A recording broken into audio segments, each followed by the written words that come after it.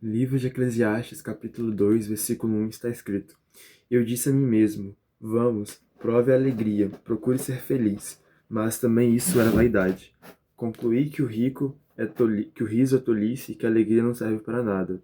Resolvi no meu coração entregar-me ao vinho, sem deixar de guiar pela sabedoria e de me apoderar da loucura, até descobrir o que de bom os filhos dos homens poderiam fazer debaixo do céu durante os poucos dias de sua vida. Empreendi grandes obras, construí casas e plantei vinhas para mim. Fiz jardins e pomares para mim, e neles plantei árvores frutíferas de toda espécie. Fiz para mim tanques de águas, para com eles regar o bosque em que reverdeciam as árvores. Comprei escravos e escravas, e tive escravos que nasceram em minha casa. Também tive bois e ovelhas, mais do que tiveram todos que tiveram em Jerusalém antes de mim. Amontoei também para mim prata e ouro e tesouros de reis de províncias. Provi-me de cantores e cantoras e das delícias dos filhos dos homens, mulheres e mais mulheres. Eu me tornei importante e superei todos os que viveram antes de mim em Jerusalém, e a minha sabedoria nunca me abandonou. Tudo aquilo que os meus olhos desejaram eu não lhe neguei. Nem privei meu coração de alegria alguma, pois eu me alegrava com todas as minhas fadigas, e isso era a recompensa por todas elas. Considerei todas as obras que as minhas mãos fizeram, e também o trabalho que eu com fadigas havia feito. E eis que tudo era vaidade e corria atrás do vento, e nenhum proveito havia debaixo do sol.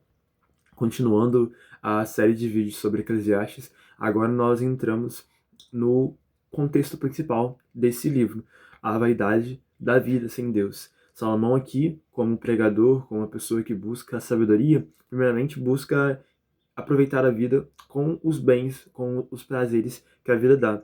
Então nós iniciamos falando sobre a vida feliz. A princípio, aquilo que muitas pessoas hoje em dia procuram e que falam sobre a vida feliz estaria, de acordo com Salomão, em servir e buscar os seus próprios prazeres, em ter momentos bons. Isso também vai ao encontro daquilo que o próprio filósofo Epicuro, que fundou a escola epicurista grega, tinha, que era a busca pelo prazer, pela satisfação acima de todas as coisas, como um fim em si mesmo, como o segredo para uma vida feliz. Contudo, Salomão entende que isso era vaidade, porque a busca constante pelo prazer, em última instância, não traz felicidade, porque é como um ciclo que não se acaba. Lembra-se no último vídeo eu falei sobre o ciclo sem fim? Mais uma vez aqui, você busca algo e quando você o recebe, mais uma vez você tem o desejo de receber algo. É aquilo que Platão falava, que ele define como o amor em seu diálogo sobre o banquete, que o amor, o prazer, o deleite está naquilo que nós não temos.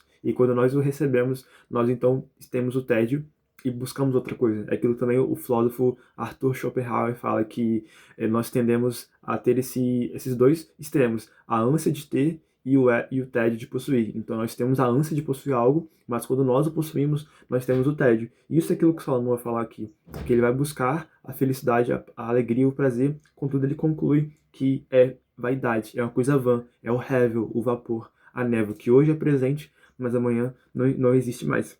Ele então conclui que o riso é tolice e que a alegria não serve para nada. Ou seja, é algo que é vão, realmente é algo que não vai permanecer, não vai perdurar.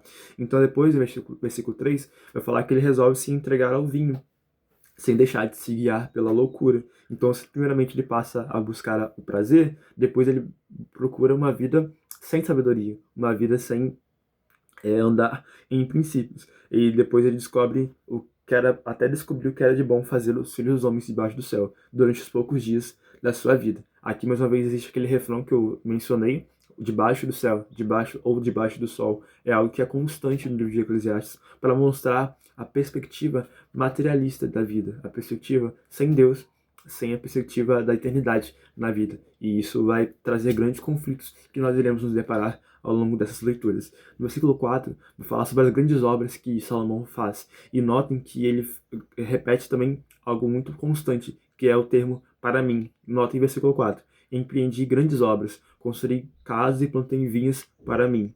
Depois, versículo 5. Versículo, é, vamos ver, 7. Comprei escravos, escravos e escravos que nasceram em minha casa. Mais uma vez. Depois, tive bois e ovelhas, mais que tiveram todos que viveram em Jerusalém antes de mim. Mais uma vez. Versículo 8. Amontoei também para mim prata e ouro e tesouros de reis. das províncias. Ou seja, aqui é uma vida autocentrada, uma vida egocentralizada, uma vida centralizada no eu, apenas onde o que importa é a minha felicidade, onde o que importa é o meu nome, é a minha fama. Veja se isso não é presente hoje em dia, não é mesmo? Onde o mundo cada vez mais prega que você precisa ser feliz, você precisa buscar o sucesso, e não necessariamente ajudar o outro, e não necessariamente estender a mão para agregar também na vida do próximo.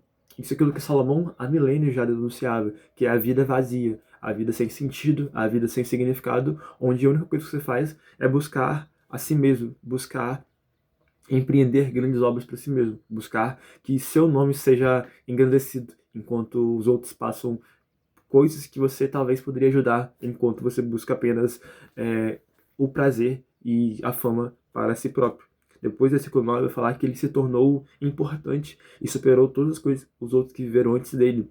E a sabedoria dele nunca o abandonou. Se no começo nós falamos sobre a vida tola, sobre a vida insensata, no versículo 1 em diante, agora ele vai ter o outro inverso. Salomão percorre, translada sobre todos esses sistemas. O sistema da tolice, da insensatez, de buscar o prazer acima de todas as coisas, e depois o prazer da sabedoria. A sabedoria dele nunca o abandonou, mas em todas essas coisas ele chega à conclusão do versículo 11, que todas as obras que Amon fizeram, e também o trabalho que ele, com fadigas, havia feito, tudo era vaidade e correr atrás do vento, e nenhum homem, e nenhum proveito havia debaixo do sol. É claro que aqui Salomão não vai falar que a gente não deve trabalhar, que não deve buscar crescer, claro que não, gente. Mas o que Salomão quer evidenciar aqui, o que eu quero trazer também nesse vídeo, é a intenção do nosso coração. Se a nossa intenção do coração de tudo aquilo que nós fazemos de exaltar nosso nome, de apenas crescer sem ajudar o outro, então é algo vazio, é algo vão, porque isso não vai perdurar. Mas se nós fazemos todas as coisas com a ótica da eternidade, com a ótica daquilo que é eterno, que vai permanecer, então a nossa vida não é vazia debaixo do sol. E isso é o que eu estou tentando trazer através dessas leituras. Versículo 12. Então passei a refletir sobre a sabedoria, a tolice e a falta de juízo. O que poderá fazer o sucessor do rei? O mesmo que outros já fizeram. Então eu vi que a sabedoria é mais proveitosa do que a falta de juízo, assim como a luz traz mais proveito do que as trevas. O sábio tem seus olhos bem abertos, enquanto o tolo anda em trevas. Contudo, entendi que a mesma coisa acontece com ambos. Aí eu disse a mim mesmo, o que acontece com o tolo acontece comigo também. De que adianta então ser sábio? Então eu disse a mim mesmo que também isso era vaidade, pois nem o sábio nem o tolo serão levados para sempre. Pois, passados alguns dias, tudo cai em esquecimento. Ah, o sábio morre do mesmo modo que o tolo. Por isso perdi o gosto pela vida, pois me foi pesado demais o trabalho que se faz debaixo do sol. Sim, tudo é vaidade e correr atrás do vento. Lembre-se do pessimismo, do estado deprimido com que Salomão escreve, o livro de Eclesiastes, que eu mencionei no vídeo anterior. Aqui nós podemos perceber essa nota triste, onde a vida sem sentido, a vida que não vale a pena ser vivida, a vida sem dignidade, é denotada com grande ênfase, com grande características. Então nós vemos aqui que Salomão havia permanecido nesses dois extremos, no extremo da tolice, da insensatez, da vida apenas por si mesmo, da vida da busca do prazer acima de todas as coisas, e também na vida da sabedoria, da vida sobre que tinha a sensatez. Contudo, ele percebe algo.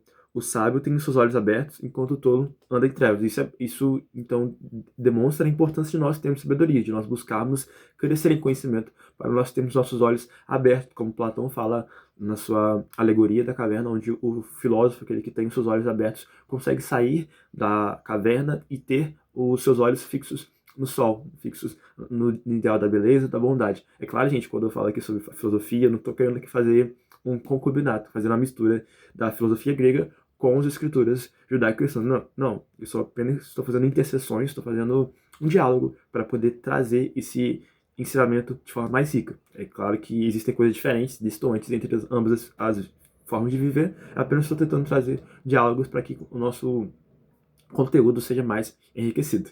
Então aqui Salomão vai falar que a mesma coisa acontece com ambos. E qual é essa mesma coisa? A morte. No fim, o sábio e o insensato, o tolo e o sensato vão morrer. E tudo aquilo aparentemente vai ser vazio, vai ser sem significado. E ele vai falar que o que acontece com o tolo também acontece comigo. De que adianta então ser sábio? Então, para a ótica materialista, para a ótica debaixo do sol, aparentemente ter sabedoria não faz sentido. Mas, mais uma vez, quando nós colocamos nossos olhos para aquilo que está acima do sol, para aquilo que está acima do céu, além da nossa vida material, então faz sentido sim buscar sabedoria, porque a sabedoria não é apenas para a vida presente, mas também para a vinda vindouro, para aquilo que vai permanecer após a nossa vida, após essa passageira está lá, essa passageira permanência que nós temos na vida terrena. Por isso que é tão importante nós buscarmos sabedoria, além de não ter uma vida insensata, é buscar uma vida alicerçada em princípios, como nós vimos no livro de Provérbios. Se você não viu, aqui também está o convite para que você possa se debruçar nesse grande livro de ensinamentos que é Provérbios. Versículo 18, nós concluímos falando: também perdi o gosto por todo o meu trabalho, com que me afadiguei debaixo do sol, pois o resultado de tudo isso ficará para quem vier debaixo de mim, depois de mim.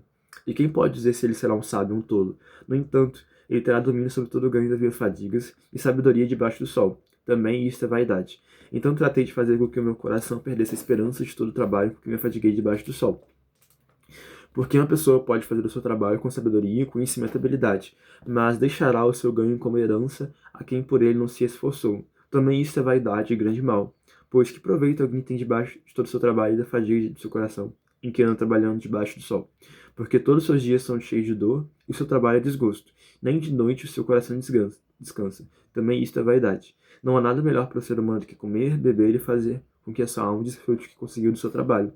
No entanto, vi também que isso vem da mão de Deus, pois, separado deste, quem pode comer ou quem pode alegrar-se? Porque Deus dá sabedoria, conhecimento e prazer à pessoa que lhe agrada, mas ao pecador dá trabalho para que ele ajunte e amontoe, a fim de dar àquele que agrada a Deus. Também isto é vaidade e correr atrás do vento. Agora nós falamos sobre o trabalho, agora nós falamos sobre o esforço daquilo que nós fazemos com nossas próprias mãos. E aqui Salomão vai falar que ele perdeu o gosto pelo trabalho, ele perdeu o gosto daquilo que ele fazia, porque ele entende que no fim, quando nós não fazemos algo com vistas a um bem maior do que a nós mesmos, então isso não tem sentido, porque não vai passar dessa vida. Nós ainda temos esse diálogo, esse provérbio, né? Na vida nós não levamos nada, não existe gaveta em caixão, não existe carro de mudança em velório. Então, isso da importância de nós buscarmos coisas maiores, buscarmos aquilo que é eterno, para que nós não venhamos a perder a nossa vida que busca a relevância e a dignidade. Salomão aqui vai concluir falando sobre a ótica divina, a ótica de Deus sobre a sua vida. E é com essa ótica que eu gostaria de concluir aqui. Ele vai falar que somente quando Deus está presente em nossa vida, então nós temos verdadeiramente um prazer, uma satisfação em nossa vida. Vocês viram aqui que é Deus quem dá ao homem o prazer e a alegria de comer e beber. Sim, é bom, gente, comer, beber, ter prazeres lícitos de acordo com os princípios que as escrituras nos ensinam.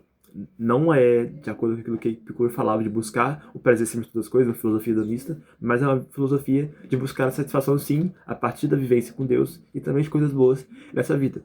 Lembrando que aquilo que nós vivemos aqui nessa terra é como correr atrás do vento, porque no fim nada ficará para cá. Tudo será consumido, porque também será esquecido. Mas quando nós colocamos nossos olhos na perspectiva divina, então certamente nós temos uma vida digna, uma vida relevante. Então eu espero que você possa ser edificado com esse vídeo, que você não se esqueça de curtir, comentar, se inscrever e compartilhar para que o YouTube entregue esse conteúdo para mais pessoas. Muito obrigado.